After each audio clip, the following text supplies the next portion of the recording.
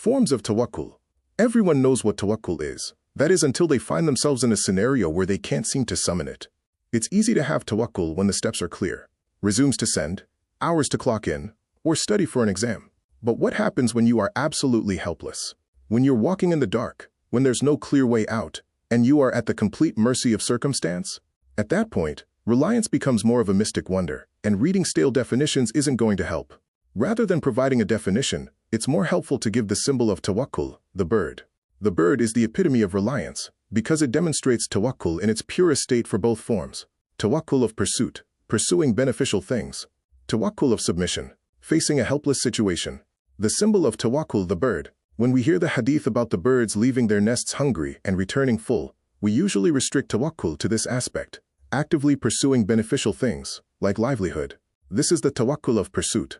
However, Surah Mulk uses the bird to demonstrate the often overlooked Tawakul of submission, when helpless and surrounded by danger.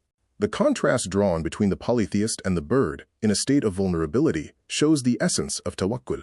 In this surah, the polytheists are rightly mocked for clinging to their idols whenever they feel helpless. But look at the bird. It's much more exposed to the elements, constantly engaging in the high-risk activity of flying. Where is their idol that you consider so necessary? It confidently takes to the sky, shielded only by the Creator, while you flee to idols to protect you from harm. This is the Tawakul of submission that grounded early Muslims when they were outnumbered and had no material protection.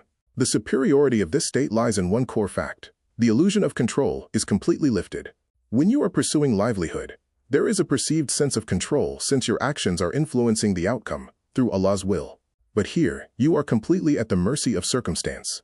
Note, just remember that Tawakul, false reliance, is when you self-impose these conditions of helplessness instead of relying on Allah after taking means. Despite the ambiguity surrounding this higher form of Tawakul, we will explore concrete steps to assess and strengthen it using Surah Mulk as a framework. What follows is a breakdown of the crucial mindset shifts that make this much-needed trait accessible through understanding Allah, the reality of this world, the oppressor, and yourself as a servant.